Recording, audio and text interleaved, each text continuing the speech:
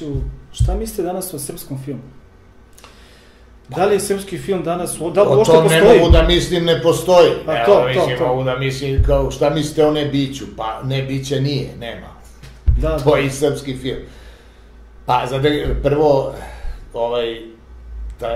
crni film, to je bio neki pokušaj da srpski film uopšte uđe u svetsku kinematografiju i jednim delom uspelo se samo sa skupljačima perja, praktično jedino to dobije nagradu kritike u Kanu, ali interesantno da vam ispričam šta mi je rekao čovek koji je prisustvovao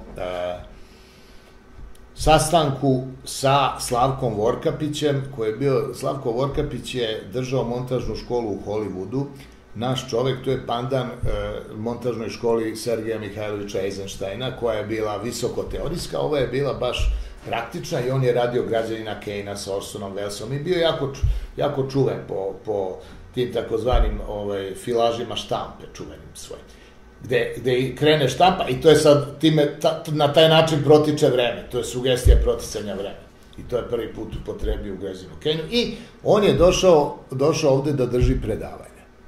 Moj profesor Marko Babac, profesor montaže, kasnije ja sam završio filmsku i televizijsku režiju i on je tada kao mlad, inače ginekolog po struci, nije se bavio filmom, ali odjednom film je postala njegova sudbina, njegov život i on je slušao ta predavanja Slavka Vorkapića u Morava filmu, to je Knez Mihajlova ulica, broj 19, tu gde je kinoteka, tu je bila jedna sala koja se koristila za projekcije kad se pregledaju pilot kopije u Morava filmu. I ustaje jedan čovek, to je diže ruku jedan čovek i ustaje i pita Slavka Vorkapića.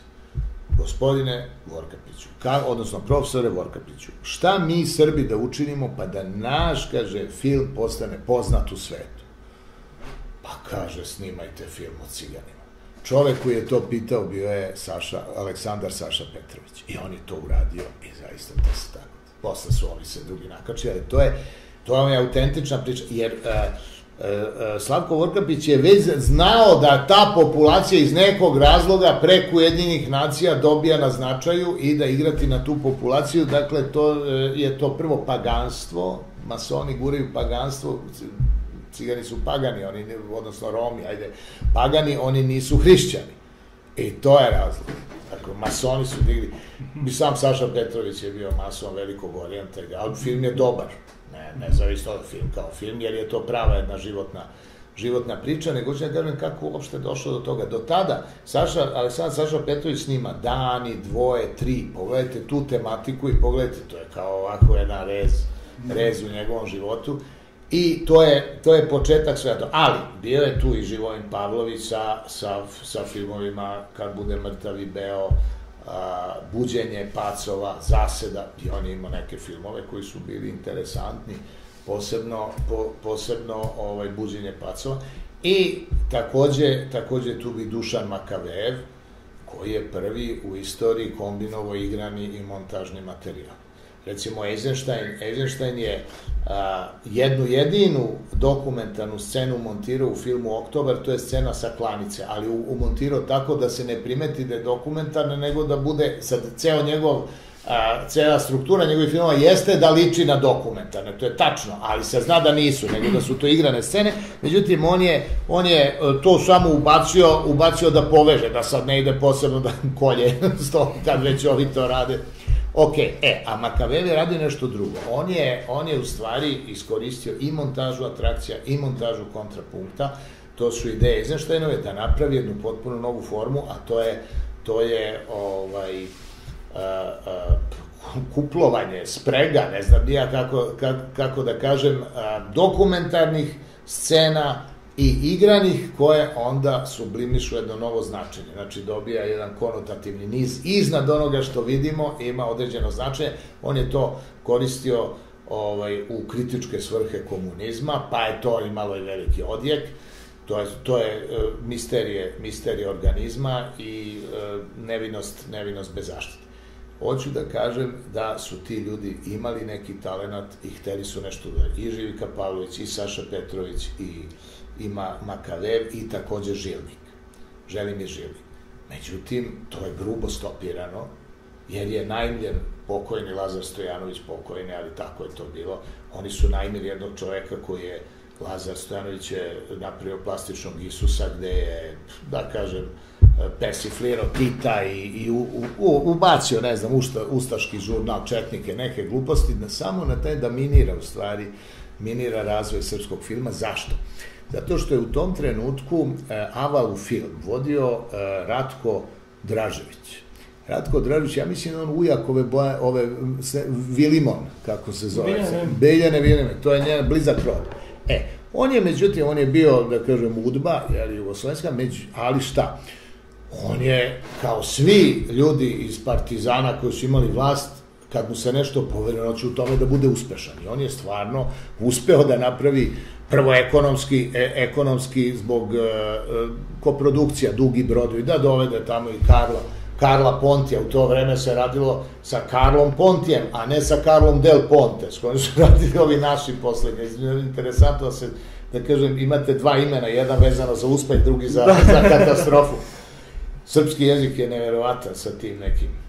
I hoću da kažem da je on u stvari onda promovisao, Saša Petrović nije bio član komunističke partije, nije bio ni Žika Pavlović, Makavejev jeste, ali dobro, bio je od onih tih slobodnih misli. I on je u stvari uspeo da taj film u Evropi promovišu u jednom trenutku. Svi su tamo radili, Mihiz je bio dramatur, on je prikupio sve ove u stvari talentovane disidente koji su u stvari nisu bili pravi političari, nego su bili neki književnici ili likovni umetnici, kao Žika Pavlović koja je na kraju sakrio sve slike koje pošto su mu bili strašni, inače je bio slikar. I hoću da kažem da je on napravio to odelenje dramaturško, Boba Selenić, svi su oni radili kod njega, Mihić, na kraju on je malo mlađi, i Kozomara, za koga je rano umro, koji je bio gej, Kozomara, a za koga kažu da je bio strahovito talentovan čovjek. Da ono sedne, danas mu kaže šta treba, on sedne i sutra imaš scenario koji kaže neverovatno, i on je pomagao i Mihiću, i on je stajao iza mnogih tih, da kažem, sjajnih projekata. Uglavnom u tom trenutku šta se desi? Ide Ranković, ovoga, ne znam, Krcu nas ubili, i politika se umeša u film. Film je javna stvar, državna, zahteva velike finansije i ne može da se ostavi po strani. I onda nađu, u stvari, Lazu Stojanovića sa plastičnim Isusom da minira srpski film. I u tom trenutku ja sam student akademije, profesor mi je Živojin Pavlović. Ja sam imao svoja dva filma, Kitica milosti i Besmislica ponos kosmosa, koje sam ja napravio 71. godine za ispit. Međutim, onda Žiku suspenduju, stave ga u jednu prostoriju bez prozora, koja imala samo air conditions, koji nikad nije radio, i sad tu kao da sedi i ne može više da drži časove. Sašu Petrovića otpuste, potpuno ga otpuste s fakulteta, a Makavejev nikad nije ni prišao fakultetu, nisu ni dali uopšte da truje studente. I tako da oni u stvari rasture taj srpski film. Ja lično sam zamerio našim rediteljima ono što danas zameram ovim Radio 2M i ovim Snaga naroda novinarima, mada je to blaža varijanta, to je sledeće. Ja sam to i rekao, Žik, zašto vi, svi napali su vas, pa nemojte sad vi jednog drugog da ogovarate. Oni su krenuli da se ogovaraju.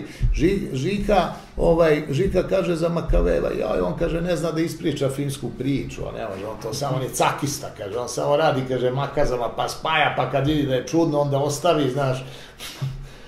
Makavejev za Žiku, pa on ne zna jezike, on ne može nigde u inostranstvu. Makavejev govorio jezike, Saša Petrović je zima, to su amateri, kaže, molim vas dozvolite, svi iz Kinokluba Beograd, pa nisu oni pravi, kaže, reditelj, on je sebe smatrao da je višeg nivoa i zbog te nagrade i uopšte. Drugim rečima počeli da se ogovaraju. Ja kažem, rekao profesore Pavloviću, pa zašto vi imate svi stanove? Sedite svi u jedan stan i rećete, pobite nas, ajde, evo, pobite.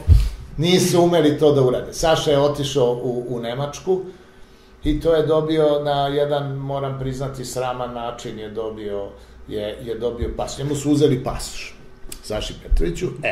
I pošto je on dao 10 Lazaru Stojanoviću, a nije ni bio na ispitu, nego je bio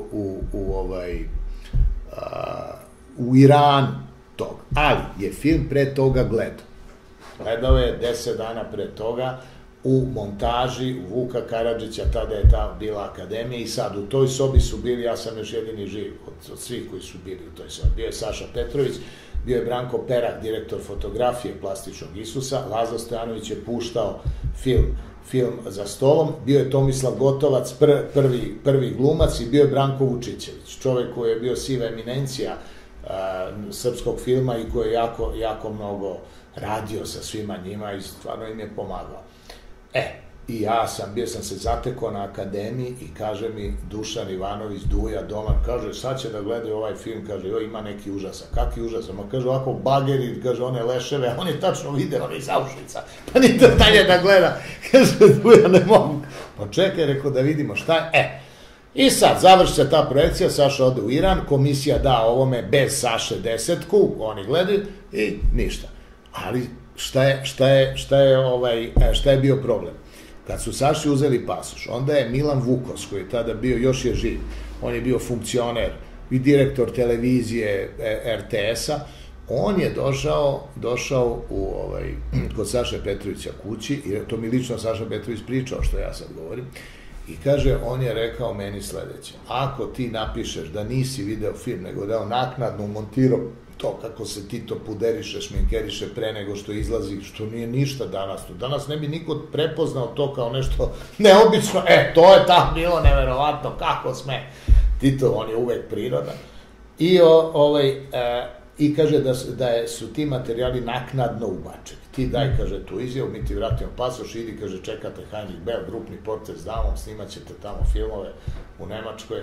I Saša Petrović to uradi, napravi grešku i u Ekspres Politici da izjavu da je student njega prevario, da on nije video to, ja stavim pored njega, evo, i ne samo ja, nego svi ovi ljudi koje sam naveo. Prema tome nema govora da nije video film, ali eto, on i sad.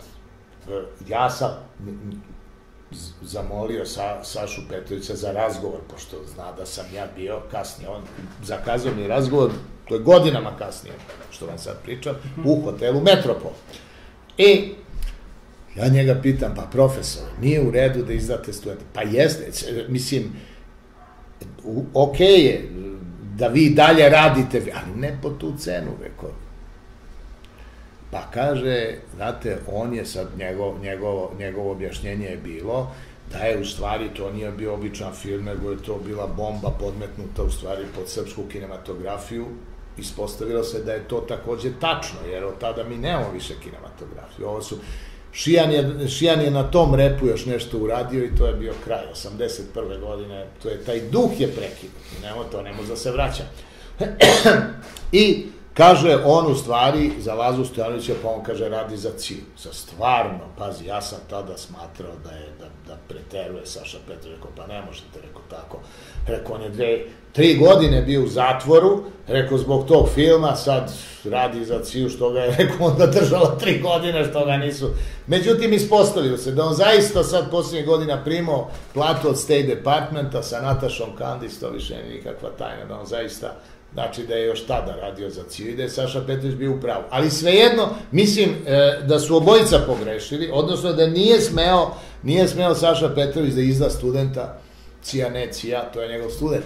I ne sme da laže. Eto, te dve stvari mislim da nije smeo da uradi. I vraća se na ovo zatvaranje kanala zbog nemoralnosti u nauci. Isto je umetnost. Umetnik ako krene da kompromisari, da trguje u stvari sam sobom, njemu će se talenat jednostavno osušiti. To se desilo sa Sašom Petrovićem, on posle Skupljača perja, kao što znamo, nije napravio ništa. Radio je i grupni portret, znamo, beznačajan film koji danas niko ne pominje, što su mu dali novac, Nemci i Francuzi. Pa je onda je radio, bit će skoro propast sveta, nije šteta, takođe ništa. Pa je radio Majstor i Margaritu, skoro nepoznat film. Nije ništa više mogo da uradi. Ne radi se tako, jednostavno mora čovjek tu da ima čistu poziciju. Ja sam tada njima, ali meni se nasmeo Žika, pa kaže, to je nemoguće. Pa kako, rekao, sedite, pa neće vas, rekao, Tito sad, neće vas on vešti, vi ste za njega, ne predstavite njemu opasnost za vlast, to bi njemu bilo, onda bi vas pobio, ne biste ni bili u novinama, nego ovo, kad je rekao javni napad, pa to je promocija, to možete da iskoristite, ljudi, sad primirite se, a držite se zajedno. to nije, mislim, u tom trenutku velika je razlika bila i u godinama i u svemu, nisu oni to ozbiljno uzeli, ništa. Odnosno, samo Žiki sam to rekao, a ovo je već bio otputovao Makavejev. Ali evo vidite, Makavejev je živ danas. Evo, on je živ, kao da je mrtav, živ, sahranjen, jel tako? Ne postoji nikakav njegov uticaj na trenutno. Apsolutno ništa. Tako da, kinematografije nemam. Sad, šta se desilo? Vlast, pošto je videla, komunisti su imali kompleks buržoaske kulture i oni su videli da sad tu ako unište te reditelje srpske koji postoje, da će ostati rupa, da odjednom nema filma. Kaže, šta da radimo? Pa imamo, kaže, Praške đake, to je Goran Marković, to je Goran Paskaljević, to je i Kusturica, to je ovaj kako se zove i Pega Popović, bilo je ovi koji su imali Milan Miletin, koji su kameru snimatelji, ne samo reditelji. I šta, da skratim priču, Zora Korać je bila žena domaćica bez ikakve škole, ali supruga inspektora JNA Dušana Korać, koja je bio, znači to nije obični general, to je inspektor svih jedinica i tako dalje, sa ratnim zaslugama. Ona je bila šef ove, na drugom programu, šef redakcije za igranog programa i serija. Sad ide Grlom u jagode, to je recimo njena. Vidite kako je to serija, nigde ništa ne dotiče, a sve su eufemizmi nekakve društvene kritike, tipičan češki film rađen u doba staljinizma, samo prenet u naše uslove.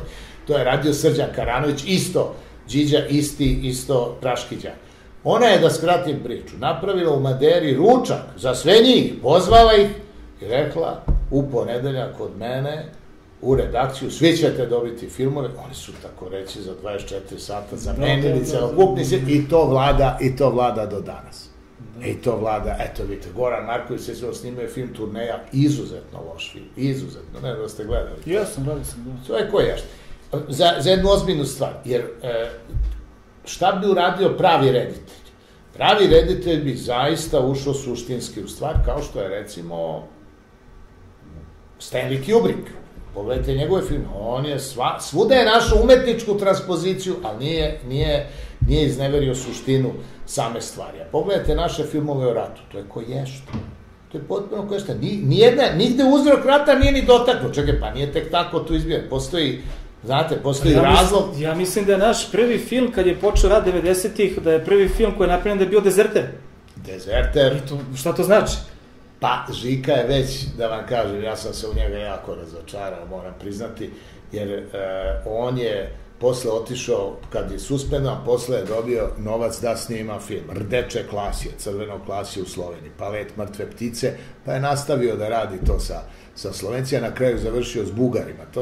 To su službe dale novac i na kraju prekinule film koji videli ste, nije ništa, čak i ovaj umro Dinko Tucaković koji je radio s njim. To tako, kad kosmos namešta, odjednom nemate više koga šta ni da pitate.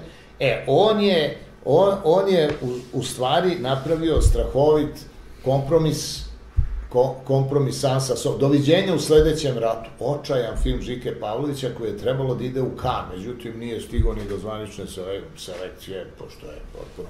On je u stvari uradio taj kompromis, potpisao ugovor s đavolom da bi imao pare, on je izdao svoj talenat i na kraju završio sa lošim filmom Dezerter i lošim filmom Država mrtvih. To je poslednje, ovaj što je radio s Bugarima, Država mrtvih. I to je taj gledaj. Hoću da kažem, svi su oni tako. Pa šta je Makavejev uradio, Coca-Cola Kid, pa to je ko ješta. Coca-Cola Kid je film koji ne valja ništa. Saša Petrović, naveo sam sve njegove loše. Ne može se praviti, vi morate ostati vi koji ste, znači, čist kosmos, čista duša i to je umetnost. To je jedino tako se radi. Pa gdje je danas onda talenat, ti ljudi, ti studenti?